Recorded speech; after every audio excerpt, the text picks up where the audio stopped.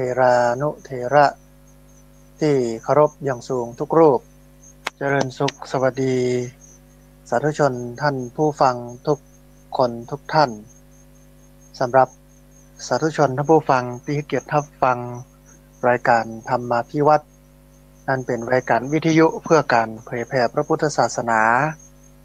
ส่งเสริมการศึกษาและพัฒนาสังคมรายการนี้รับผิดชอบโดยอาตมาภาพ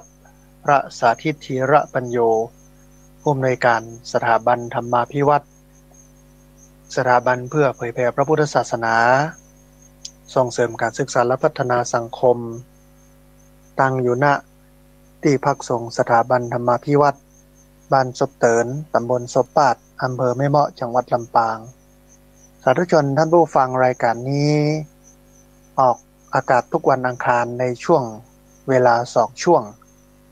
ที่1เวลา 4:00 นไปจนถึง 5:00 น1ช่วงที่2เวลา 5:00 นไปจนถึง 7:00 นไม่เจ้า1ช่วง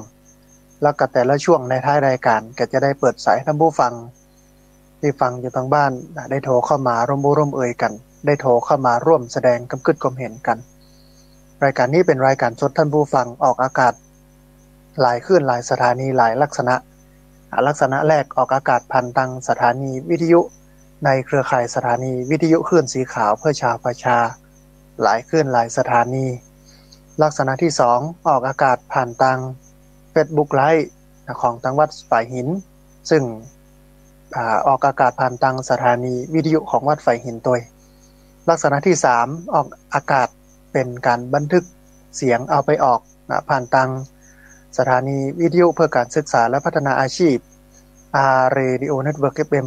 99.50 เมกะเฮิรตซ์ของวิทยาลัยเทคโนโลยีและการจัดการกฟผ.แม่เมาะแล้วก็ออกอากาศเป็นการบันทึกทำเป็นวิดีโอเอาไปออกทาง Facebook ของอาตมาภาพพระสาธิตธีระปัญโยเอาไปออกอากาศผ่านทางFacebook ของสถาบันธรรมาภิวัตรและ YouTube ของพระสาธิตธีระปัญโยท่านผู้ฟังสามารถไปติดตามรับฟังย้อนหลังรวมไปจนถึงส่งลิงก์รายการไปให้กับญาติธรรมพี่น้องลูกหลานตามเต้าเพื่อนฝูงเพื่อได้ติดตามรับฟังกันแถมตัวแต่ว่าช่วงนี้เป็นรายการสดในเวลา 4:00 นจนถึง 7:00 นไม่เจ้านี่เนาะ2ช่วงเนี้ย 4:00 น 5:00 นแล้วก็ 5:00 น 7:00 นในท้ายรายการก็จะได้เปิดสายท่านผู้ฟังที่ฟังอยู่ทางบ้านเพื่อได้โทรเข้ามาร่วมเอ่ยกันโทรเข้ามาร่วมแสดงความคิดความเห็นกันท่านผู้ฟังเราเพิ่งผ่านวันเข้าพรรษามาหมาดๆแต่วันนี้เป็นวันเข้าพรรษาก็วันเนี้ยสมหรือว่าเปิงเป็นวันเข้าพรรษาเพราะว่าตอนนี้ที่ลำปางที่อำเภอแม่เมาะเนี่ยฝนเริ่มโปรยปลายลงมาในเวลา 4:00 นนี่นะฝนเริ่มโปรยปลายลงมาแล้วก็วันนี้เป็นวันแรกที่เปลี่ยนสถานที่ในการจัดรายการปกติไปจัดในหอฉันแล้วก็รู้สึกว่ามันได้มีเสียงมันมีเพื่อนฮ้องว่าแมงกระรอกนะคนเมืองเพื่อนฮ้องฮอก มันไปกินหน่อยมะขามนะบูฟังเสร็จแล้วมันก็ตกใส่หลังคา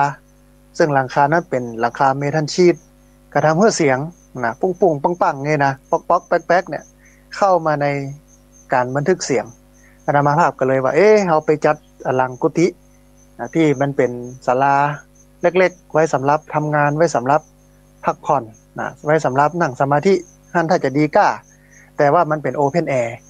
มันเปิดโล่งมดนะกูดานนะเดี๋ยวถ้าลมมาฝนมาคงจะลำบากแต่ว่าคงจะบ่ค่อยมีก้าเนาะก็เลยมานั่งจัดวันนี้วันแรกก็แหกวันแรกท่านผู้ฟังฝนมา แต่บ่นักเนาะบ่สาดบ่หยังแต่อาจจะมีเสียงฝนเข้าไปสักน้อยนึงมีเสียงรบกวนโน่นนี่นั่นเข้าไปนี่ต้องขอสุมาอภัยท่านผู้ฟังทั้งหลายในช่วงแรกของรายการธรรมาภิวัตรในช่วง 4:00 นจนถึง 5:00 นเนี่ยท่านผู้ฟังที่จริงอาจจะบ่ถึง 5:00 ด้วยซ้ำประมาณสัก 4:40 เนาะให้เวลาท่านผู้ฟังสัก20นาทีในการโทรเข้ามาร่วมเอ่ยกันโทรเข้ามาร่วมแสดงความคิดความเห็นกันเนี่ยวันนี้จะอู้ถึงเรื่องวันเข้าพรรษาท่านผู้ฟังอู้ถึงเรื่องของการถวายเทียนเข้าพรรษาอู้ถึงเรื่องของผ้าอาบน้ำฝนซึ่ง อาจจะอู้3เรื่องนี้ในตอนเจ้านี้ให้กระจ่างแล้วก็ในช่วงของที่2ของรายการท่านผู้ฟังจะเอ่ยกันถึงเรื่องวันอาสาฬหบูชาอาจจะมีเกริ่นหรืออาจจะมีการทบทวนเรื่องวันเข้าพรรษาเรื่องการถวายเทียนเข้าพรรษารวมไปจนถึงเรื่องของผ้าจำนำพรรษาหรือผ้าอาบน้ำฝนด้วยเพื่อท่านผู้ฟังทั้งหลายได้ฟังได้เข้าใจเป็นการทอดรหัสท่านผู้ฟังวันเข้าพรรษาอันวันเข้าพรรษาเนี่ยที่ผ่านมาเราได้ยินเพิ่นเล่ากันว่าในช่วงฤดูฝน3เดือนตุเจ้าเพิ่นก็จะหยุดบัดจาริกไปไหนด้วยเหตุที่ว่าสมัยตะก่อนมันบ่มีบัญญัติหรอกท่านผู้ฟังการบัญญัติธรรมวินัยเนี่ยจะบัญญัติโดยพระพุทธเจ้าแล้วพระองค์นี่น่ะจะบัญญัติสิ่งที่มันเกิดขึ้นและขึ้นก่อนคือไม่ใช่บัญญัติเพื่อป้องกันสิ่งที่เกิดขึ้นก่อนแต่ป้องกันแก้แต่เป็นการแก้ไขสิ่งที่มันเกิดขึ้นแล้ว หมายความว่าถ้ามันมีเรื่องขึ้นมาเนี่ยมันเป็นความบดีบงามนำไปสู่ความเสื่อมศรัทธาของญาติโยมพระเจ้าก็จะสั่งห้ามเรื่องนั้นๆกรณีของเข้าพรรษาเนี่ยมันก็มีอยู่สองเรื่องเล่ามันเรื่องเล่าแรกซึ่งเป็นเรื่องเล่าพื้นฐานว่าในช่วงฤดูฝน3เดือนนี้ภาษาบาลีเพิ่นฮ้อวสันตฤดูเนี่ยเจ้านาเจ้าให้พี่น้องเจ้าบ้านเพิ่นก็ยะให้ใส่สวนปลูกพักไม้โดยเฉพาะปลูกข้าวหรอมันเป็นฤดูกาลแห่งการทำนามันเป็นหน้าฝนคนก็ปลูกข้าวปลูกหยังปลูกผักปลูกไม้หญ้าอันอย่างต่างๆก็ขึ้นเต็มมดเขียวขจีหน้าฝนก็เป็นดีม่วนเนาะท่านผู้ฟังเนาะแต่หน้าฝนเมืองไทยวันนี้ขณะนี้เนี่ยมันเป็นที่น่าอนาถใจ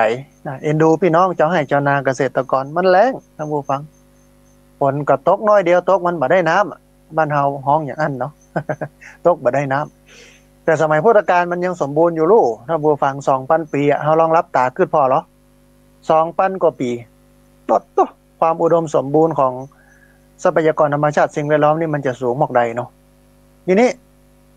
ในช่วงนั้นเนี่ยก็มีตัวเจ้าเยอะละนะมีตัวเจ้าพระสงฆ์เยอะละแล้ว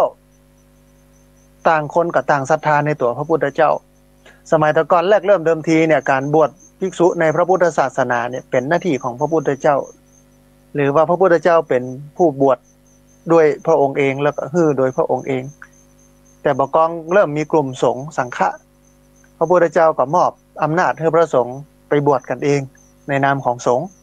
นะอันหลายรูปที่บ่ได้บวชกับพระพุทธเจ้าเนี่ยบวชโดยสาวกลูกศิษย์ลูกหาพระพุทธเจ้าซึ่งเป็นสาวกชั้นนำในสมัยพุทธกาลเนี่ยก็ใครปบใครเข้าเฝ้าเข้ากราบทูลพระพุทธเจ้าสักครั้งหนึ่งก็เหมือนเฮาเนาะเข้าไปกราบครูบาอาจารย์สมัยที่พระเดชพระคุณหลวงปู่พระพรหมมงคลหลวงปู่ทองยังมีชีวิตอยู่เฮาก็ใครไปเหรอนะท่านผู้ฟังใครไปกราบไปไหว้ไปสาเปิ้นเนาะเหมือนกันเลยภิกษุเหล่านี้ก็มันอยากให้ไปกราบพระพุทธเจ้าบอกว่าหน้าไหนเป็นหน้าไหนกับปากันไปนะสัญจรไปมาตัวรวมไปจนถึงอันหลังจากที่มีภิกษุแล้วเนี่ยพระเจ้าก็ให้ภิกษุทั้งหลายไปแยกกันไปเพื่อไปเผยแพร่พระศาสนาไปเทศน์ไปสอนไปบอกวิธีการต่างๆเกี่ยวกับเรื่องศาสนาให้ญาติโยมกับปากันจาริกไปเดินทางกันไปสัญจรกันไปแล้วสมัยตะก่อนหนทางมันไม่ใช่ดีโดยท่านผู้ฟังหนทางมันก็เป็นหนทางดินเนี่ยกะลูกลังเนี่ยไม่ใช่ว่าลูกลังบ่มีด้วยซ้ำเป็นทางธรรมดาเนี่ยฝนตกก็แจ๊ะก็จึมเนาะรวมไปจนถึงการปลูกกันยังก็ตุเจ้าส่วนหนึ่งไปย่ำก็ไม่ก็หญ้าอินเดียโบราณเปิ้นถือเรื่องมูนี้มันเรียกว่าภูตะคามเป็นน้ำไปย่ำก็ไม่เขียวก็เลยตุเจ้ามูนี้อย่างใดเนี่ยพอย่ำก็ไม่ก็ตอกหญ้าตายเหี่ยมดนักบวชในศาสนาอื่นหมู่ฤาษีชีไพรหมู่ปริภาชกหมู่โยคีเปิ้นก็จำศีลกันนี้แม้แต่สัตว์หิ่งห้อยบางชนิดมันก็จำศีลกันแต่ว่าตัวเจ้าวันนี้ออกมาไปเรื่อยไปเปื่อยนะก็เลย เจ้าบ้านก็เลยปากันไปกราบทูลพระพุทธเจ้าว่ามันบ่ท่าแล้วก็หาการที่ภิกษุออกมากันอย่างอี้เนี่ยไปย่ำใส่อันต้นไม้ใบหญ้าอย่างต่างๆเป็นที่แฉะเป็นที่ชื้นนะทำลายชีวิตบางครั้งบางทีสัตว์สิ่งหิ่งห้อยน้อยใหญ่กบเขียดจิกกุ่งจิกเกิงหมดที่มันออกมากับความสมบูรณ์ของธรรมชาติเนี่ยก็จะถูกฆ่าชีวิตไปตัวนะขอให้พระพุทธเจ้าได้ทุกเจ้าทั้งหลายนั้นยุดจำพรรษาได้ก่อเนาะพระเจ้าก็รับฟังเรื่องเหล่านี้เนาะแล้วก็มาพิจารณาใคร่ควรไตร่ตรองว่ามันก็ดีเหมือนกันตัวเจ้าทั้งหลายได้อยู่ทบทวนตัวเองอยู่ได้วางแผนการเผยแผ่ศาสนากันต่อไปก็เลยมีบัญญัติพระสงฆ์อยู่จำพรรษาที่จริงเรื่องเล่าเนี่ยมันบ่ใช่ว่าพระไปย่ำใส่หญ้าไปย่ำใส่ต้นไม้อย่างต่างๆที่มันเป็นต้นน้อยๆนั่นเนาะก้าไม้เนี่ยถึงว่าไปย่ำใส่เข้าบ่นะท่านผู้ฟังเขาลองคิดพอตัวเจ้าที่ไหนเพิ่นจะไปแหกลงอยู่กลางงานนาชาวบ้านชาวช่อง แล้วที่เปิ้นปลูกใหม่มันก็เป็นชิปเปอร์ตัวเจ้าที่ไหนจะไปลุงลังอย่างบ่ล่ำบ่เหลือนะในวินัยเนี่ยมันบ่ใช่ถึงเรื่องต้นถ้าแปลภาษาบาลีนะอันนี้ท่านอาจารย์นาวาเอกทองย้อยกะฮะนะเท่าที่จำได้เนาะเปิ้นเพิ่งออกมาชี้แจงว่าในภาษาบาลีที่เปิ้นว่าตัวเจ้าไปย่ำต้นเข้าเนี่ยมันบ่ใช่ต้นเข้านะแต่มันเป็นต้นหญ้าต้นหญ้ากับต้นเข้านี่มันคนละอย่างกันนะเปิ้นก็ย่ำต้นหญ้านะกะบ่ใช่ต้นเข้าเฮามาแปลว่าเป็นต้นเข้าที่แท้มันเป็นต้นหญ้านะและอาจารย์แห่งคนหนึ่งเปิ้นก็บอกว่าตัวเจ้าที่ไหนไปอุตริลงไปกลางคณะลงไปกลางต้งกลางนาซ้ำตอนที่เปิ้นปลูกใหม่ๆ มันกับเปียมันกับเป็นชิปเบอร์มันก็ล่มมาเนาะท่านผู้ฟังเนาะนะมันก็ล่มลงไปนะมันก็เปิ้นก็เดินคณานะกะไต่ตัวคณานะกะตัวเจ้าอาจจะมีพ่องที่เพลิดเพลิดพลาดอย่างพ่องนะแต่มันก็บ่ใช่เสียหายอย่างนักนะถ้าเป็นอย่างนั้นนะแต่ถ้าลงไปลุยในนาเปิ้นเนี่ยเดินในนาแล้วเขาคิดถึงความจริงท่านผู้ฟังว่าไผมันจะไปในนาไผมันจะเดินลุยชิโป้ชิเปอลงไปในนา มันก็เดินไต่คณาเนี่ยกันเนาะไต่คณาเนี่ยมิติที่ว่าความเชื่อที่บอกว่าพระสงฆ์ไปย่ำใส่เข้าเจ้าบ้านแล้วพุทธเจ้าบ้านเดือดร้อนไปเข้าเฝ้าพุทธเจ้าแล้วพุทธเจ้าก็เลยให้ภิกษุจำพรรษาอันนี้ก็เป็นเรื่องที่คลาดเคลื่อนเนาะแต่แท้ที่จริงแห่งมุมหนึ่งก็คือว่าไปย่ำใส่ต้นไม้นั้นย่ำใส่ก้าไม้ไปย่ำใส่ใบหญ้าแล้วก็ไปย่ำใส่กบใส่เขียดสัตว์สิ่งหิ่งห้อยทั้งหลายอันที่หนึ่งเนาะแต่ความเชื่ออันเนี้ยนะมันก็ยังบ่มีน้ำหนักพอที่จะเชื่อว่าพระสงฆ์ต้องจำพรรษาเพราะเรื่องนี้แต่เรื่องที่สองเนี่ยมีความน่าเชื่อนะก็มีเล่ากันว่าอันนี้อยู่ในพระไตรปิฎกนะมีตัวเจ้ากลุ่มหนึ่ง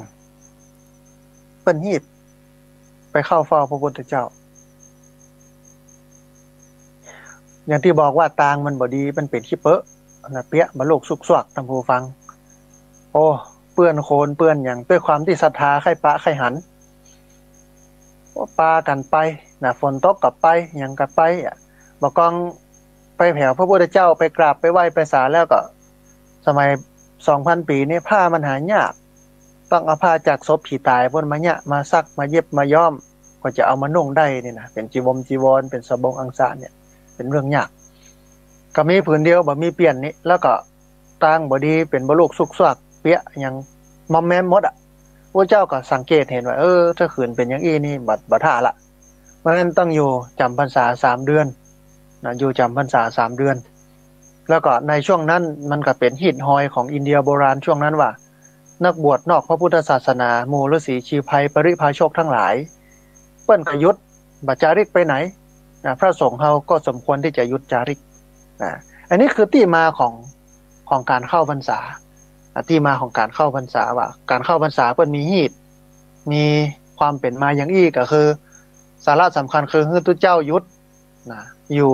วัดเพื่อศึกษาเรียนรู้ธรรมะทบทวนตัวเองรวมไปจนถึงวางแผนการที่จะไปเผยแผ่ธรรมะตั้งหน้า ด้วยเหตุ 2-3 อย่างบ่ว่าจะเป็นไปย่ำใส่เข้าเจ้าบ้านก็ดีซึ่งมีความเป็นไปได้น้อยมากอันตุเจ้าที่ไหนจะไปแหกเดินลัดกลางต้งกลางนาเพื่อก็เดินอัน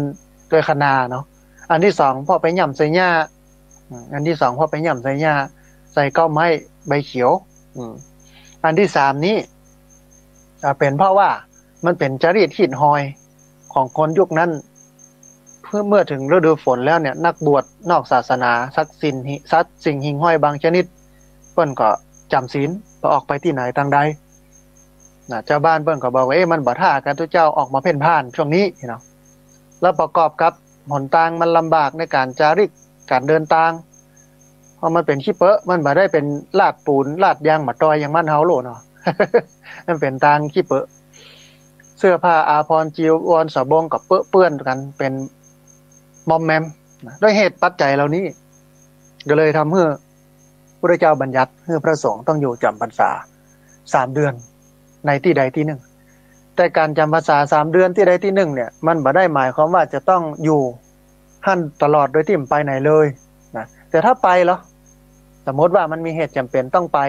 มันก็ไปได้มันบ่ใช่ถึงขั้นจะขาดจากความเป็นพระเป็นสงฆ์นะแต่พรรษาขาดบ่ได้พรรษาขาดเนี่ยมันก็บ่มีสิทธิ์ที่จะไปรับกฐิน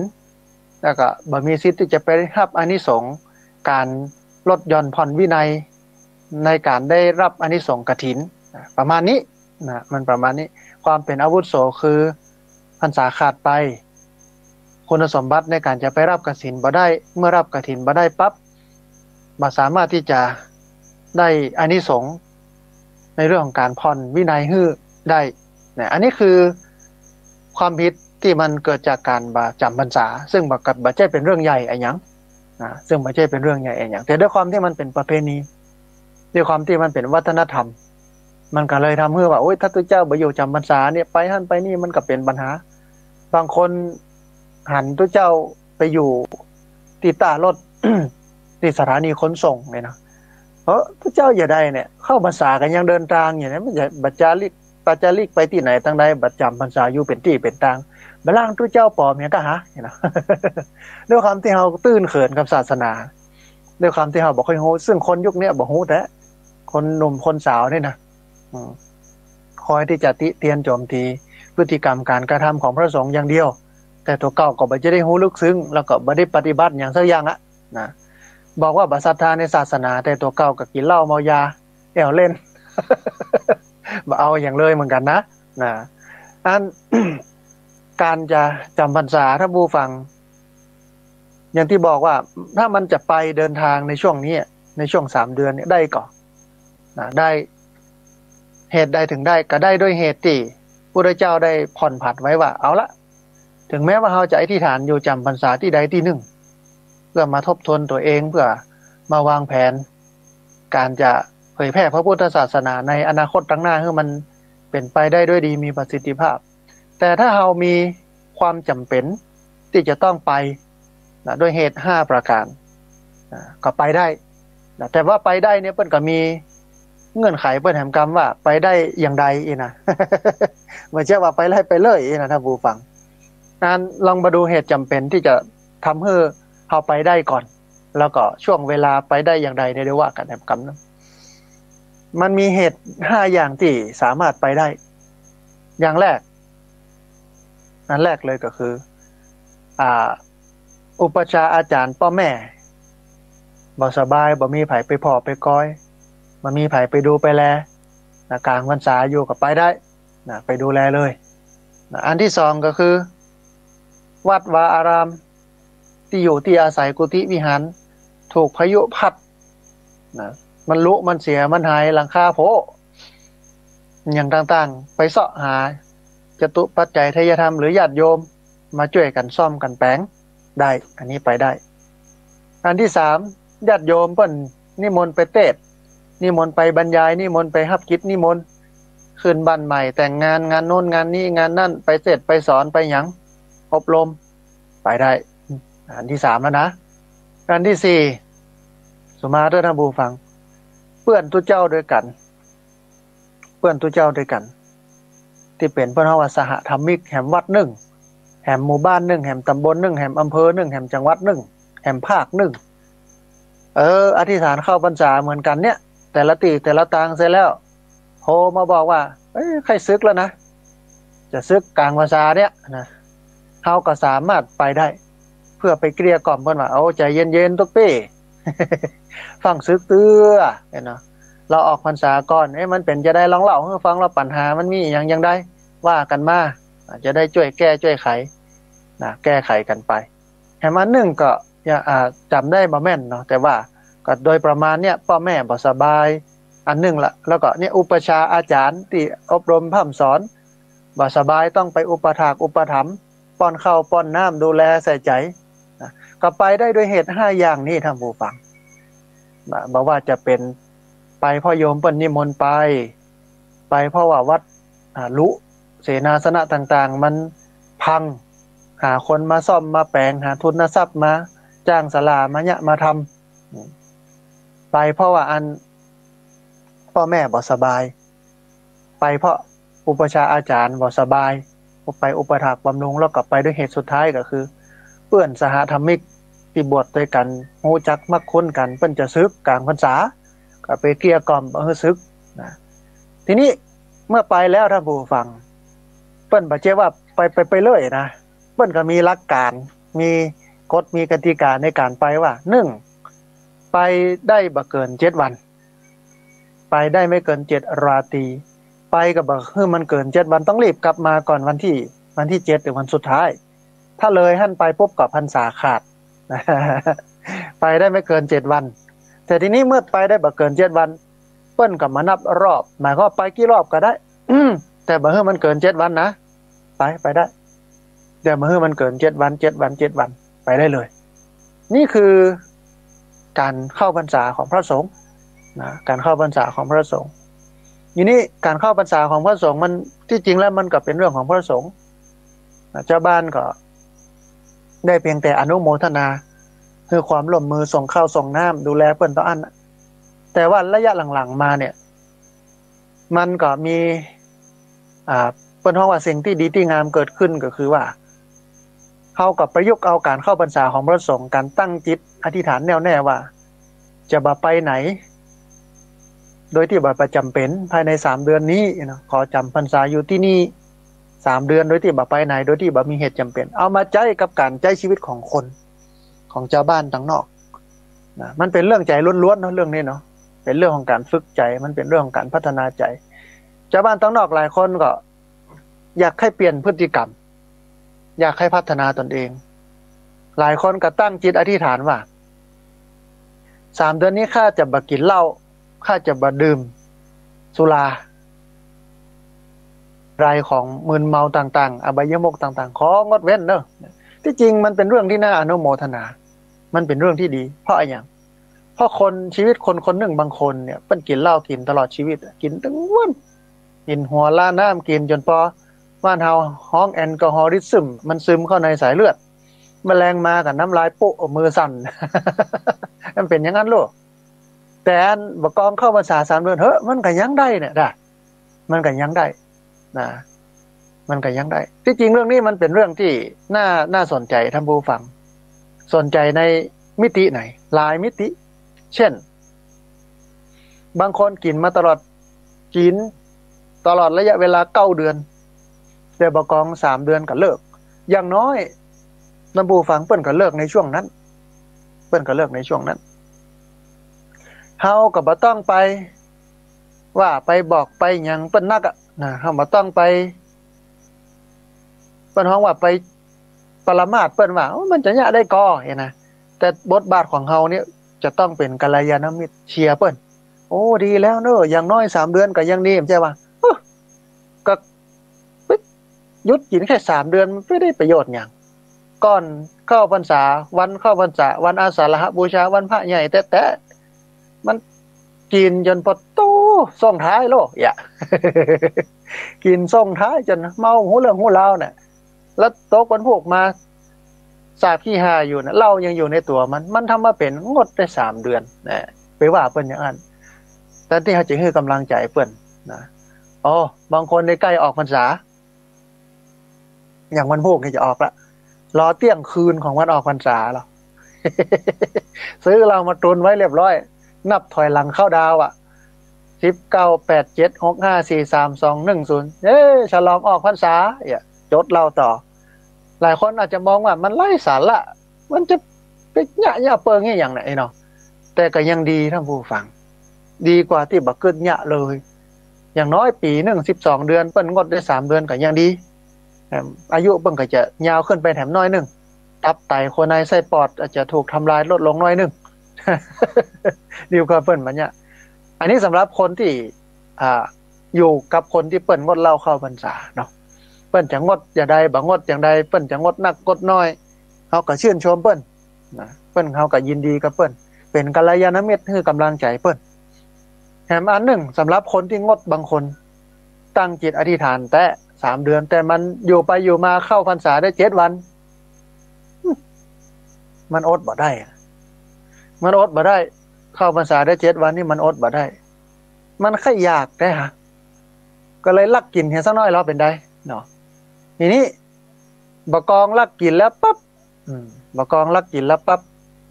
ปรากฏว่าขาดเห็นแล้วพุทธเห็นละที่ตั้งจิตตั้งใจอธิษฐานงดเหล้าเข้าพรรษาพุทธแล้วเนี่ยได้เฮได้ก็เฮนั่นกะเห็นแล้ว เข้าข้างตัวเองนะเลิกดีกว่าไม่ใช่เลิกเหล้านะโอ้ฟังเลิกอธิษฐานงดเหล้าเข้าพรรษาจดเหล้าต่อเฮได้เฮนั่นพุทธไปแล้วก็จังมันเนี่ยแต่อันนี้เป็นกรรมกึศที่ผิดท่านผู้ฟังทีนี้เวลาเขาเป็นอย่างนั้นเนี่ยใดมันพุทธแล้วก็เริ่มใหม่กัน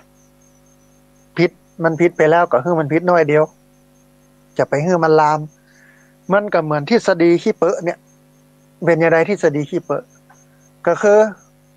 เฮาเนี่ยถ้าผู้ฟังเฮาเนี่ยอันเวลาเตียวไปหน้าฝนแล้วไปผันเลิศเต้าเอาหลังของเฮาเนี่ยตกใส่ขี้เปอะ เปื้อนหมดแต่ตั้งหน้ายังสะอาดอยู่สิ่งที่เฮาทำตามสัญชาตญาณก็คือว่าพยายามจะรักษาบ่ให้ตั้งหน้ามันเปื้อนขอให้มันเปื้อนตั้งหลังก็พอมันบ่มีไผที่พะเลิศแล้วปุ๊บน้อยคนมากเลยจะกิ้งปีนความเป็นไงมันจะเปื้อนจะได้ก็มันเปื้อนเต็มไปหมดมันมีน้อยคนเอาส่วนใหญ่แล้วเวลาหลังเปื้อนแล้วก็จะรักษาบ่ให้ตั้งหน้าเปื้อนเนาะทฤษฎีเดียวกันท่านผู้ฟังเกิดว่างดเหล้าเข้าพรรษาไปได้ระยะหนึ่งแล้วมันอดบ่ได้ไปกินแต่จะไปบอกว่าเหได้เหนั่นนะเลิกดีกว่าบ่เอาละกินเหล้าต่อถ้าเกิดจะอี้เขาก็บ่ได้อานิสงส์บ่ประสบความสำเร็จกระจังมันผิดพลาดไปละให้อภัยตัวเก่าบ่เป็นอย่างตั้งเก่าใหม่เลิกใหม่นะอย่างน้อย3 เดือนสมมติว่ามันมีอยู่ประมาณสัก10 กว่าครั้งเนี่ยลักกินติดละครั้งเนาะ ติดละครั้ง12 ครั้งนะ3 เดือนกิน12 ครั้ง3 เดือนนี่90 วันกิน12 วันก็ลดไปแหมจัดหลายวันน่ะก็ยังดีกว่ามันกินถึงวันนะอย่างเงี้ยนี่เป็นเรื่องของการเอาสิ่งดีสิ่งงามที่พระเจ้าพระสงฆ์เพิ่นทำมาประยุกต์ใช้ในชีวิตประจำวันหลายคนเฒ่าอาจจะงด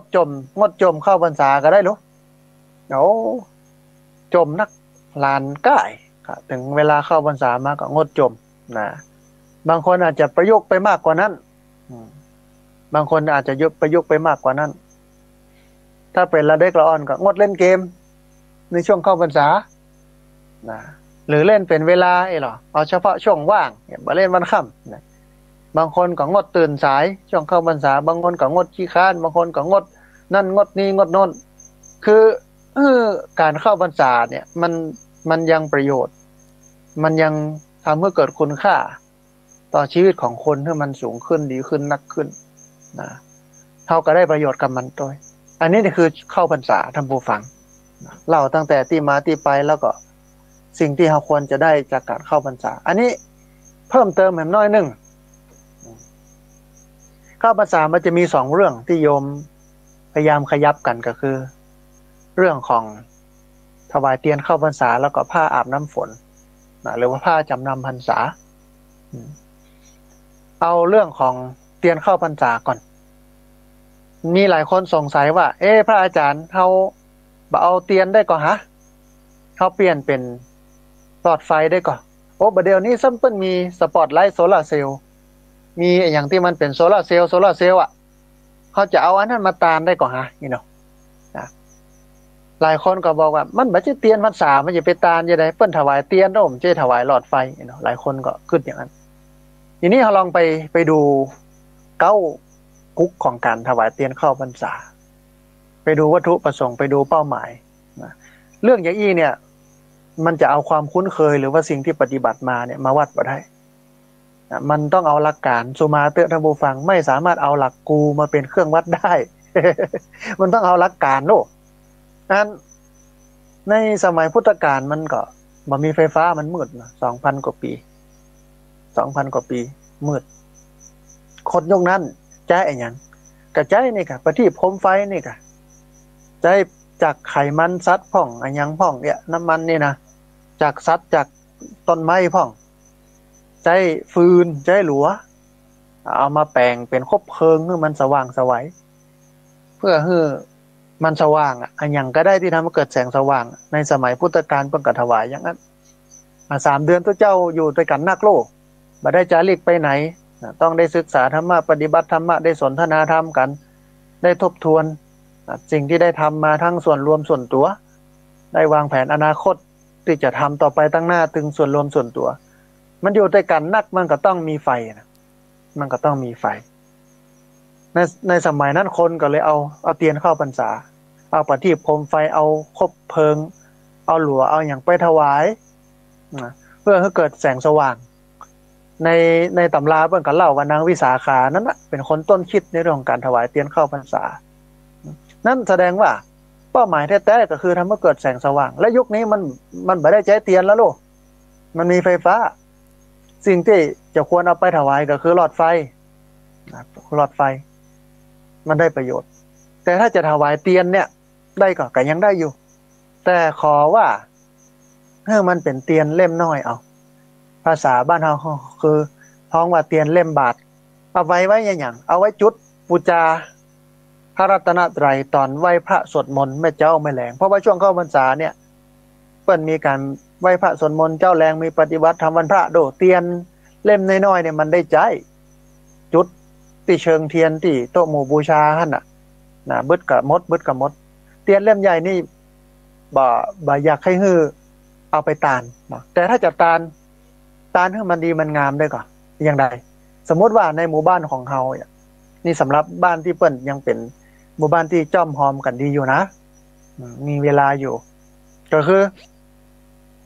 กระแปงเบ้ารอขึ้นมาอาตมาภาพเคยจวนคนเฒ่าแปลงเอาอันต้นบักกล้วยเตด มาโบะเกิงแล้วก็ควักทางในมันนะก็เอามาประกบกันเอาลวดเข้ามัดเข้ากลางแปลงทานแปลงยังเสร็จแล้วก็ต้มเตียนนั้นให้เจ้าบ้านมาช่วยกันตักใส่คนก๊อกคนปากเตียนนั่นกับเจ้าบ้านก็เอามารวมกันมันเป็นกิจกรรมที่สร้างความสมัครสมานสามัคคีเสร็จแล้วก็แกะออกมดบ้านได้ต้นนึงเอาไปแห่แหนแต่เอาไปตานให้วัดมันบ่ได้แค่เตียนนั้นมันเป็นปลายเหตุต้นเหตุก็คือความสมัครสมานสามัคคีกันได้มาร่วมกันทำระหว่างที่รอเตียนอยู่ทุกเจ้าก็เทศไปสอนไปบอกว่าเนี่ยอันเตียนมาจากต่างที่ต่างถิ่นมาจากบ้านไผ่บ้านมันหลังคาเรือนไข่หลังคาเรือนมันแต่พอมารวมกันแล้วก็เป็นเล่มใหญ่มันก็เหมือนกับการอยู่ในสังคมนี้หากว่าเขาเจ้ามาหอมกันดีกับมีพลังอย่างก็ว่าไปสมัครสมานสามัคคีเสียสละเนี่ยมันสอนได้ลูกมันใช้กิจกรรมนี่จ้อมหอมคนนะแต่ว่าถ้ายุคสมัยมันเปลี่ยนไปแล้วมันสามารถจะมาจ้อมมาหอมกันอย่างอันได้แล้วเนี่ยก็เอาไปเตียนเล่มน้อยก็หอมสตางค์กันไปเอาเตียนเล่มน้อยไปตางเพื่อจะได้จุดเตียนเล่มใหญ่นี่บ่นิยมเพื่อเอาไปตานก็เพราะว่าบางวัดไม่ใช่บางวัดหลายวัดหลายว่าพระที่อยู่เป็นพระอาวุโสอายุนักลงลืมตามภาษาคนเฒ่าคนแก่เกิดสมอกตุลุงจุดธูปจุดเทียนบูชาพระรัตนตรัยโอ้เอามาหลายหัวหมวดหลายหมู่บ้านหลายคน10 เล่มจุดจะได้หมดเนี่ยแล้วก็หลายคนก็บอกว่าต้องจุดของผมนะต้องจุดของข้าเจ้านะถ้าบ่อันนี้ อายุข้าเจ้าจะบ่ยืนอุตส่าห์มาตานให้จุดแล้วนะเหมือนกับการปูชาเทียนไปตัวในตัวแล้วลงไปหยอกมดจุด10 เล่มเสียท่าลืมดับไฟไม่มีหารสุดดำนะมันก็เป็นโทษไปได้เป็นประโยชน์ยังแต่ถ้าจะซื้อก็จอมพร้อมกันสักเล่มหนึ่งมดบ้านนั้นนะแต่ถ้าเราสามารถเอาไปแปลงเป็นหลอดไฟได้แปลงเป็นอุปกรณ์ไฟฟ้าได้เนี่ยก็ดีแต่แถมอันหนึ่งที่อาตมาภาพพยายามสนับสนุนให้โยมได้ทำคือนี้ถ้าทำได้นะตามกำลังเราเนี่ยพอลองไปพอแล้วว่ากุฏิก็ดีวิหารก็ดีของทุกเจ้าพระสงฆ์ที่อยู่ในวัดในวาเนี่ยมันเก่ามันแก่มันแค่ไหนถ้าหากว่ามันเก่ามันแก่สายไฟมันกรอบแล้วมันนำไปสู่มีความน่าจะเป็นเนาะเรื่องของไฟฟ้าลัดวงจรไฟไหม้ไฟลามเนี่ยก็เอาสตังค์มาหอมกันเนี้ยไปเปลี่ยนหลอดไฟไปเปลี่ยนสายไฟวิหารเปลี่ยนสายไฟกุฏิตุลุงนี่ก่อนปีนี้ปีหน้าเอาแหมตุลุงแหมต้นแหมกุฏิ1เนี่ยเปลี่ยนเพิง1ก่อนแหมปีนึงกับเพียงแหมเปลี่ยนแหมเพิง1แหมส่วน1อย่างนี้จะได้ประโยชน์มากกว่าท่านผู้ฟังโอ้ถ้าไปซื้อเตียนเล่มใหญ่ตะแขนตะขามากองคลึบที่วัดมันก็บ่ได้ใจนะแต่ถ้าจะซื้อมาก็ซื้อมาเล่มเดียวพอแล้วเป็นของหน้าหมู่ที่เหลือก็เป็นเตียนเล่มน้อยๆเตียนเล่มบาทนั้นมันจะได้ประโยชน์อย่างไรก็เอามาจุดไว้พระสวดมนต์นี่กะนะทำวัดเจ้าทำวัดเย็นถึงวันเนี่ยอันนี้แนะนำญาติโยมเป็นเรื่องของเตียนเข้าพรรษาประยุกต์ได้ท่านผู้ฟังอันที่2ผ้าอาบน้ำฝนสมัยพุทธกาล 2,000 ปีมันหายากเรื่องเสื้อผ้าอาภรณ์เรื่องถ้วยเรื่องจ้อนเรื่องอุปกรณ์ต่างๆอย่างนี้นะทุกเจ้าพระสงฆ์ก็โอ้ฝนตกมากับไข้ส่งน้ำในสมัยพุทธกาลนี่เปิ้นบอกว่าจะบ่ค่อยได้อาบน้ำเพราะน้ำมันเขียมบางพื้นที่ที่อยู่ไกลจากแม่น้ำนี่นะถ้าอยู่ใกล้ก็สบายไปอยู่ใกล้แหล่งน้ำก็สบายมันบ่ได้เปิดก๊อกเหมือนสมัยนี้รู้สมัยเมื่อ20-30 ปีก่อนน่ะท่านผู้ฟัง40 ปีก่อนด้วยซ้ำไปขนาด30-40 ปีนี่น้ำได้นะเฮายังต้องไปสาวน้ำทุ่งต้องไปหาบน้ำมาใส่หม้อองค์แล้วย้อนไป 2,000 ปีแล้วมันจะเอาอย่างมาใส่มันไม่ใช่เปิดก๊อกแล้วไหลโบโบมีฟักบัวอย่างเขาลูกแต่เจ้าพระสงฆ์ก็บ่ค่อยได้อาบน้ำตอนที่ควรนะแต่บอกกองฝนตกก็ดีใจแต่ว่าผ้ามีผืนเดียวมีชุดเดียวมันหายากก็กลายเป็นว่าต้องแก้ผ้าอาบน้ำในวัดในวามีอยู่วันหนึ่งนาง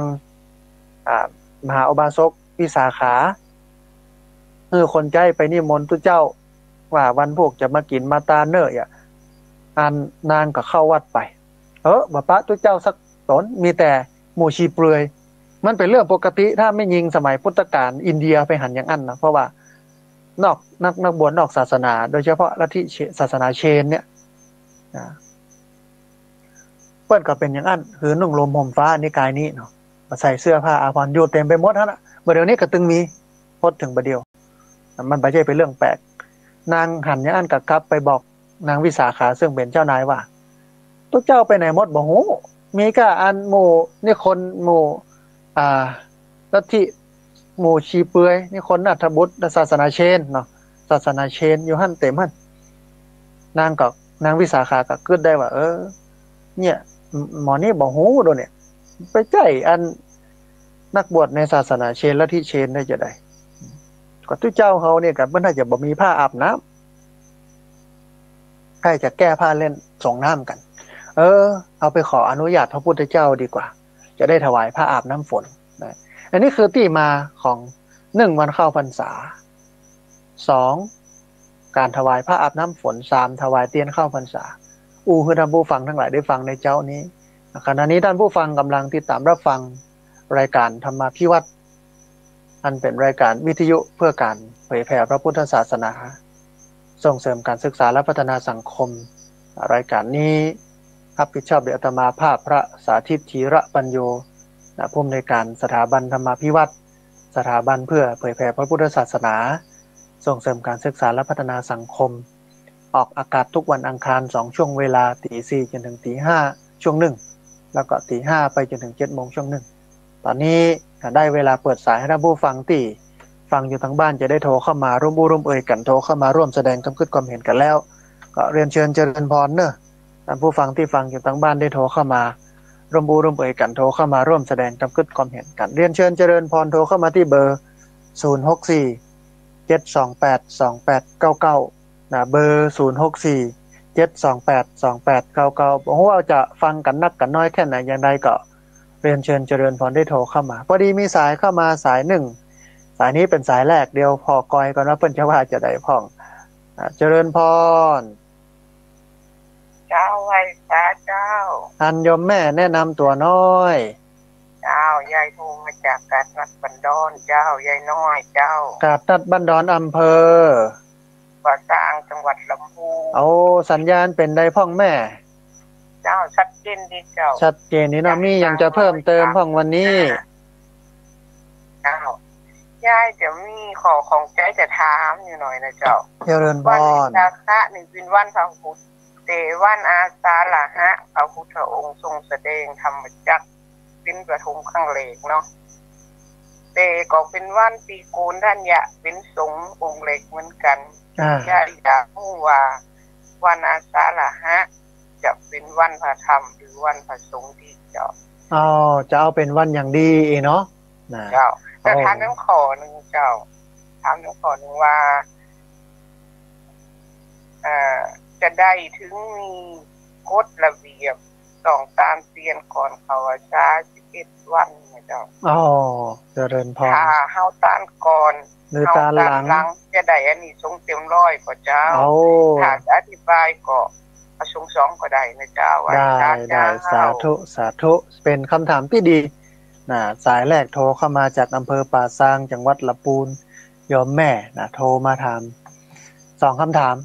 ก็คือคำถามแรกจะเอาเป็นวันอย่างดีที่จริงมันบ่ได้ระบุว่าเป็นวันอย่างเช่นวิสาขบูชาเป็นวันของพระพุทธคือเป็นวันที่พระพุทธเจ้าประสูติตรัสรู้และปรินิพพานส่วนวันอาสาฬหบูชานี่จะเอาอย่างดีจะเอาว่าเป็นวันพระธรรมหรือจะเอาเป็นวันพระสงฆ์ดีโดยส่วนใหญ่ตามหลักวิชาการเนาะเพิ่นก็เอาเป็นวันของพระธรรมเพราะว่าเป็นวันที่พระพุทธเจ้าแสดงพระธรรมเทศนาการแรกของโลกแล้ววันหนึ่งก็คือวันมาฆบูชาเนี่ยวันที่พระพุทธเจ้าแสดงโอวาทปาติโมกข์เนี่ยเพิ่นเป็นวันของพระสงฆ์เพิ่นก็อันนี้เรียงมันบ่ได้มีในพระไตรปิฎกนะแต่ว่านักวิชาการทางด้านพระพุทธศาสนาเปิ้นคล้ายๆกับว่าบอกแนวไว้เป็นอย่างนี้พระพุทธเจ้าเปิ้นก็บ่ได้บักได้บนว่ามันต้องเป็นวันนี้เป็นวันของพระพุทธวันนี้เป็นวันของพระธรรมวันนี้เป็นวันของพระสงฆ์บ่มีในพระไตรปิฎกเพียงแต่เฮามาสมมุติกันเอาเองทีหลัง แต่ถ้าสมมุติตามหลักวิชาการที่เฮามาสมมุติกันเองทีหลังก็วันวิสาขบูชาเป็นวันของพระพุทธวันอาสาฬหบูชาเป็นวันของพระธรรมแล้วก็วันมาฆบูชาเนี่ยเป็นวันพระสงฆ์อย่างเนาะอันนี้คำถามแรกคำถามที่2เรื่องการตานเตียนที่จริงบ่มีบัญญัติท่านผู้ฟังนายโยมแม่นะไม่มีบัญญัติจะตานก่อนตานหลังได้หมดเข้าพรรษาแล้วตานได้สุดพรรษากันยังได้เพราะอย่างมันต้องใจเตียนก็คือแสงสว่างเท่าบัดตานเตียนอย่างที่ว่าเปลี่ยนไปเป็นหลอดไฟก็ได้หมดตานช่วงไหนเวลาไหนก็ได้แต่ว่าช่วงนี้เวลานี้มันเป็นการตามฤดูกาลที่มันเหมาะสมบ่ได้แต่ก่อน15วันหลัง15วัน7วันได้หมดหรือช่วงไหนเวลาไหนจังว่าโอกาสมันดีไปตานก็ได้ไม่มีบักบนบ่มีบักบนไว้ว่าก่อนหน้า7วันหลัง7วันบ่มีท่านผู้ฟังอันนี้แจ้งตอบคำถามคุณยาย2ข้อเนาะพอดีมีสายเข้ามาสาย1เดียวครับสายนี้ก่อนเปิ้นจะว่าจะได้1เปิ้นจะว่าจะได้พ้องเป็นสายที่2เจริญพรท่านโยมแม่แนะนำตัวน้อยโยมแม่ผู้ที่โรงพยาบาลลานนาเจ้าสาธุเจริญพรเชียงใหม่นะแม่เนาะเชียงใหม่เจ้าวันนี้มีอย่างจะเพิ่มเติมพ่องแม่มากินเหล้ามากินยากันครอบครัวอนุโมทนานอกพรรษากับทุกในพรรษาก็จะมากินเจ้าดีแม่ดีตลอดเจ้าดีทั้งครอบครัวเจ้ากำลังสาธุอนุโมทนาสาธุแม่เพิ่นบอกว่าบ่กินเหล้าตึงครอบครัวตึงในพรรษาตึงนอกพรรษาอันนี้อนุโมทนาแต่สำหรับท่านใดที่งดเหล้าเข้าพรรษาก็ให้กำลังใจนะท่านผู้ฟังเนาะถ้ากินงดไปสักพักนึง7วัน15วันมันบ่พดบ่ผิวลักไปกินก็เป็นหยังต้องเริ่มใหม่นับ1ใหม่ งดต่อไปให้มันพ้นพรรษาเฮาเองก็ต้องให้กำลังใจคนรอบข้างคนที่เปิ้นงดจะไปปรมาสว่ามันจะยากได้ว่าผู้ขี้เหล้าเนี่ย ถ้าโอ้อย่างงั้นแทนที่เฮาจะได้บุญกับกายบ่ได้สักครับเนาะพอดีมีสายเข้ามาแถมสายหนึ่งเดี๋ยวครับสายนี้ก่อนเปิ้นจะว่าจะได้พ้องเจริญพรไหวสาเจ้าอาจารย์ไม่จันเรือนใสมันเรียนประการเจ้าอำเภอสันป่าตองจังหวัดเชียงใหม่เจ้าสาธุอันสัญญาณเป็นได้พ้องโยมแม่วันนี้ชัดเจนดีเจ้าโอ้ชัดเจนดีเนาะมีหยังจะเพิ่มเติมพ้องเทียนใหญ่นะมันเกินโควต้าเนาะ แม่นนะแม่นถ้าเอาเทียนน้อยไปมันได้จุดถึงวันน่ะเนาะแม่นละเอาไว้ปูชาพระไว้ปักที่เชิงเทียนฮัลโหลโตหมู่บูชาฮัลโหลไว้พระสวดมนต์ไปกันเนาะคนใดก็เอาอันใหญ่ไปมูแม่นแล้วก็เหลือก็ละไว้หั่นก็เก่าก็แก่ประโยชน์มันได้น้อยถ้ามันสามารถทำเป็นเล่มน้อยได้หรือว่าเอาไปเป็นหลอดไฟไปเป็นสายไฟอุปกรณ์ไฟฟ้าได้ก็ทำกันไปอย่างนั้นเนาะแม่เนาะแต่มันก็จุดแต้กับ2เล่มนะเนาะแม่นน่ะ ถ้าเอามาแหกสักเล่มนึงอ่ะที่เหลือก็เก็บเล่มนึงนี่จุดเฉพาะทำวัดสวดมนต์เจ้าเย็นนี่เหลือพดออกพรรษาพวกที่เหลือก็บ่ได้ใจสองกันลึกๆแบบนี้แม่นแทนที่จะเอามาญะอย่างอื่นที่มันเป็นประโยชน์นะแม่เนาะดีละกันนี่ก็จะเอาเล่มน้อยไปเป็นแพ็คอย่างเงี้ยนั่นน่ะได้ใจแตะท่านบอกกับอู้น่ะแม่นสาธุอนุโมทนานะแม่เด้อจ้าไหว้สาธุอนุโมทนาเรียนเชิญเจริญพรท่านผู้ฟังเลยแห่งประมาณสัก7นาทีหรือว่า6นาทีได้แห่งเป็น5-6สายพวกที่เบอร์064 728 2899เบอร์0647282899พอดีมีสายเข้ามาสายหนึ่งเดี๋ยวครับสายนี้ก่อนเปิ้นจะว่าจะได้เจริญพรอันนี้แม่จันสีบันกอกเนาะเจ้าปลาสร้างนี่นะปลาสร้างละปูนเนาะแม่เนาะเจ้าไม่น้อยครับก่อนนี้ไม่น้อยวันโดนนะสาธุสัญญาณเป็นได้พ่อวันนี้ได้อาจารย์ที่วันจันทร์คือวันหยังก็ทุกวันอังคารแม่เฉพาะวันอังคารก็เจ้าเจริญพร2ช่วงเด้อเนี่ยจะมีแหมช่วงนึงแต่บ่ฮู้ว่าแม่ตุกฟังตุนันนะครับตุสนันเต้นตุเขาแล้วแต่แม่ก็แม่เด็กไปวัดสำนักสงฆ์ของเงินอาจารย์ปีแล้วเนี่ยไปตัวอาจารย์ตัวชิดโอ้อนุโมทนาแต่มีโอกาสแม่อยู่พระบาทตากผ้านะเจ้าพระบาทตากผ้าเนาะเคยให้ครูบาอยู่ในโครงการเคยให้ครูบาวิปัสสนาสมใจเจ้าอนุโมทนามีเวลาก็มากินมาทานกันเด้อแม่เด้อไปเจ้ามันวัดดีวัดน้องเนาะรัฐบาลนี่ของอาจารย์พวกครูบาพรมมาเนาะในคำทีละโดยหน่อยอีกอย่างแม่นับถืออย่างอี้ดีแม่ดีเป็นในเขาที่2อย่างไงดีละแม่ดีละคือที่ขาวครับเป็นครูบาเนาะดีแม่ดีอนุโมทนาบุญนะแม่เด้อจะแต่มันอู่ย้ำไหนเนาะอันเนี่ยเต้นน่ะอาจารย์อู่ถูกแล้วเพราะพระบาทนี่ร้อยยังหน่อยแม่ที่เป็นมาทานมันเขาจ้าแต่ว่าผมมาเนาะไม่ยี่เลยลำเลยที่รถไฟดูก็มีจะจนมาใครใหญ่นักถ้าเอาที่มันใจประโยชน์ได้เนี่ยมันจะดีเนาะแม่เนาะดีนักรถไฟเนี่ยสำคัญเหมือนกันแม่นเวลาอีกเนาะเวลาเจ้าไม่พยายามพูดได้สาธุเจริญพรกับวันจันทร์นี่จ้ะทุกวันอังคารวันนั้นตุนันเต้นเนี่ยไปสายเจ้าได้อินนะเจ้าสาธุเจริญพรอนุโมทนาบุญญาติโยมแถววัดพระพุทธบาทตักผ้าแถวๆนั้นละปูนติดตามรับฟังกัน พอดีมีสายเข้ามาแถมสายหนึ่งเดี๋ยวรับสายนี้ก่อนเปิ้นจะว่าจะได้พ้องเจริญพรอันยมแม่แนะนำตัวน้อยอันแม่ปณีฝางเจ้าอำเภอฝางจังหวัดเชียงใหม่เนาะแม่เนาะเจ้า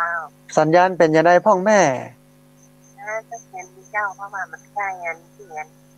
พระบาทอุดมที่เจ้าใกล้สถานีเปิ้นเลยเนาะแม่เนาะยมแม่ฟังจากวัดพระบาทอุดมเนาะวันนี้มีอย่างจะเพิ่มเติมพ้องแม่มีอย่างเพิ่มเติมละมันก็เหมือนพระครูบานั่นแหละชัดเจนเข้าใจดีเนาะแม่เนาะโทรมาให้กำลังใจกันเนาะกำลังใจไม่เจ้าได้กำลังใจจัดหนักอนุโมทนาบุญเด้อสาธุอนุโมทนาเหลือเวลาประมาณสัก2นาที3นาที ได้แหมหลายสายอยู่ท่านผู้ฟังที่เบอร์0647282899เบอร์0647282899พอดีมีสายก็มาสายหนึ่งเดียวครับสายนี้ก่อนเปิ้นจะว่าจะได้พ่องเจริญพรเจริญพรอ๋อป้าบุญมีเป็นได้พ่องป้าฝนตกก็ต้องปุ้นมันนี้เอาบ่ตกเลยเนาะนึกว่าโอ้หน้าเข้าพรรษาแล้วฝนจะตกจะจุ่มจะเย็นนี่เนาะน่ะโอ้นายังอะไรเงี้ยโอ้เป็นดีอินดูเนาะพ่อเนาะอดเอาเดี๋ยวสักกรรมกันน่าจะมาแล้วฝนนะอย่ามาเนาะใจเย็นใจเย็นๆใจเย็นๆที่ท่านมันฝนตกอ่ะลำปางนี่มีมาพ่องละป่อมีมาพ่องละสวยๆเนาะสวยๆแต่บ่นักอนุโมทนาบุญที่โทรมาให้กำลังใจนะพ่อเด้อพี่ท่านเข้าไปแล้วสาธุเด้อเราไม่สาธุอนุโมทนาบุญนะพ่อบุญมีจอมตองนะเชียงใหม่อนุโมทนาบุญเอาละท่านผู้ฟังเหลือบแลพอเวลาใกล้จะหมดแล้วขอรับสายนี้เป็นสายสุดท้ายเนาะพอดีมีสายเข้ามาเจริญพรไม่ช้าครับท่านพระครูครับคุณโยมแนะนำตัวน้อยผมมันโทรมาจากอำเภอมาทีจังหวัดลำพูนครับผมโอ้เจริญพรสัญญาณเป็นอย่างไรพ่องคุณโยมสัญญาณชัดเจนดีครับชัดเจนดีเนาะตลอดฟังท่านพระครูตลอดแล้วครับโอ้เคยโทรมานะครับวันนี้ได้โทรเข้ามาเนาะมีอย่างจะเพิ่มเติมพ่องคุณโยมวันนั้นเขาว่าซาดวันซื่นนี่ผมไม่ได้ไปหรอกฝากปัจจัยแล้วก็ฝากกันของทานไปมันแบบมันบ่ได้กุศลมันก็งามได้ครับโอ้ได้ป่อได้แน่นอนจะฝากไปจะทำยังไงโดยวิธีไหนได้หมดบางคนว่าแบบเจ้ามันแบบไปมันไปได้ชื่อว่ะได้จะฝากยังมันมีหลายอย่างหลายวิธีการเอาละได้ป่ออนุโมทนาบุญอย่างพระอันตุเจ้าบนมาบิณฑบาตแล้วเราผมมันโซนต่างไปบนชิดปีกม้ามกั้มเราผมก็ฟังเนาะแล้วก็เอาฝากชื่อของถวายอันใส่บาตรเพิ่นเอาฝากเพิ่นไว้เพิ่นก็แม่ทางใส่บาตรหันรับฝากเพิ่นไว้ก็ยังเนาะนั่นก็ได้บุญเหมือนกันครับเพราะว่าบ่ได้เจ้ามันไม่ใช่หยังนี่บ่ได้อยู่โอ้ได้ยืนยันว่าได้เดี๋ยวมีเวลาจะคุยเรื่องนี้ให้ฟังแถมกรรมให้ละเอียดว่ามันได้อย่างไรเนาะแต่ว่าเบื้องต้นนี้ยืนยันว่าได้แน่นอนผมก็รู้ใจแล้วตื่นใจดีว่าก็ของใจเหมือนกันเลยอนุโมทนาบุญเด้อปอเด้อฟังครับไหว้สาครับสาธุเอาละท่านผู้ฟังพอดีเวลามันน้อยเนาะตอนนี้หมดเวลาแล้วอาตมาภาพพระสาธิตธีระปัญโยผู้ดำเนินรายการธรรมาภิวัตรนั่นเป็นรายการวิทยุเพื่อการเผยแผ่พระพุทธศาสนาส่งเสริมการศึกษาและพัฒนาสังคมต้องเอารายการนี้จากลาท่านผู้ฟังทั้งหลายไปก่อนกับขอบพระคุณครูบาอาจารย์พระเถรานุเถระทุกรูปอนุโมทนาบุญกับเจ้าของคลื่นเจ้าของสถานีที่รับสัญญาณเอาไปออกอากาศส่งกระจายเสียงอนุโมทนาบุญกับญาติโยมทุกคนทุกท่านที่ติดตามรับฟังทุกคนทุกท่านที่โทรเข้ามาท่านใดที่โทรเข้ามาแล้วบัดติดโทรเข้ามาแล้วบัดได้รับต้องขอสุมาอาภัยสัพพพุทธานุภาเวนะด้วยเดชเดชะอนุภาพของพระพุทธเจ้าสัพพธรรมานุภาเวนะด้วยเดชเดชะอนุภาพของพระธรรมเจ้าสัพพสังฆานุภาเวนะด้วยเดชเดชะอนุภาพของพระสังฆเจ้าศรัทธาสุทธีพระวันตุเตขอความสุขความเจริญในธรรมจงบังเกิดมีแด่บรรดาศรัทธาสาธุชนทุกคนทุกท่านตลอดกาลเป็นนิจเทินเจริญพรสุโขทัยเชียงรายแพร่แม่ฮ่องสอนเราเชิดชูชาติศาสตร์กษัตริย์และรัฐธรรมนูญเราเกื้อกูลบริการกันทุกองค์กรลำปางตากอุตรดิตถ์ร่วมคิดร่วมปอนเที่ยงแท้แน่นอนเป็นสื่อกลางสร้างสรรค์สิ่งดี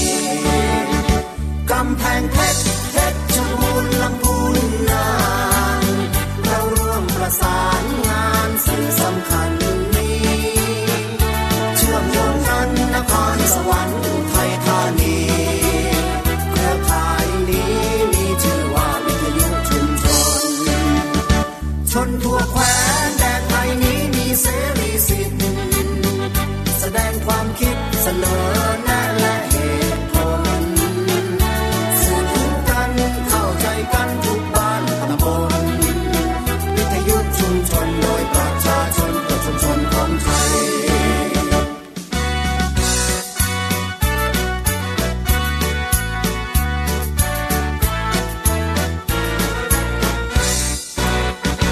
เครือข่ายวิทยุชุมชนภาคเหนือ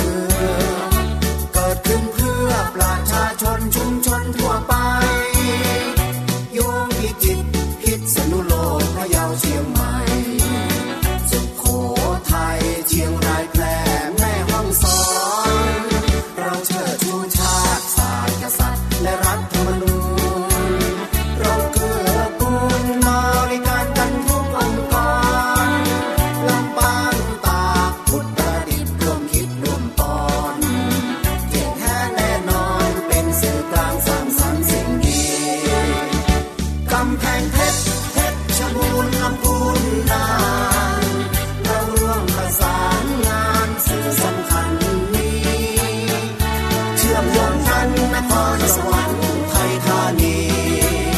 เครือข่ายนี้มีชื่อว่าวิทยุชุมชน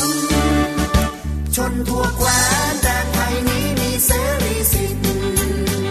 แสดงความคิดเสนอแนะและเหตุผลสื่อถึงกันเข้าใจกันทุกบ้านตำบลวิทยุชุมชนโดยประชาชนเพื่อชุมชนของไทย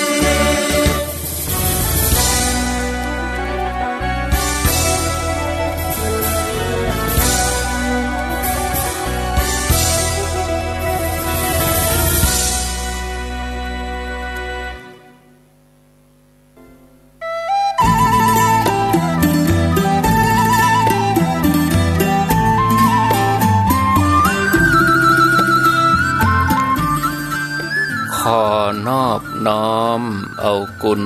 พระแก้วเจ้าทั้งสามประการอันมีพระพุทธพระธรรมพระสงฆ์กุณพ่อกุณแม่กุณครูบาอาจารย์กุณศีลธรรมกรรมฐานจงมาปกห่มรักษาครูบาอาจารย์พระเจ้าพระสงฆ์ทุกรูปปกห่มรักษาพ่อออกแม่ออกศรัทธาท่านสาธุชนคนดีผู้สนใจใฝ่ในธรรมทุกท่านได้เวลาแล้วเนอได้เวลาแล้วถึงเวลาแล้วได้เวลาสำหรับการรับฟังธรรมะอันเป็นสาระประโยชน์ทางด้านพระพุทธศาสนาน้ำธรรมคำสอนขององค์สมเด็จพระชินวรสัมมาสัมพุทธเจ้าได้มาปะมาพบมามาเล่าสู่บรรดาพ่อแม่พี่น้องพ่อออกแม่ออกศรัทธาท่านสาธุชนคนดีทั้งหลายแล้วไผที่ยังบ่ลุกก็ลุกมาได้แล้วเน้อลุกมาได้แล้วตื่นมาได้แล้วญาติโยมท่านทั้งหลาย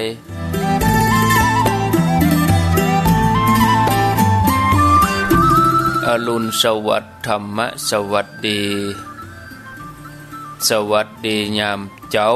ญาติโยมท่านผู้ฟังหลับลุกเจ้ากินพักดังปายหลับลุกขวายกินพักดังเก้าลูกเจ้าได้หลายลูกขวายได้น้อย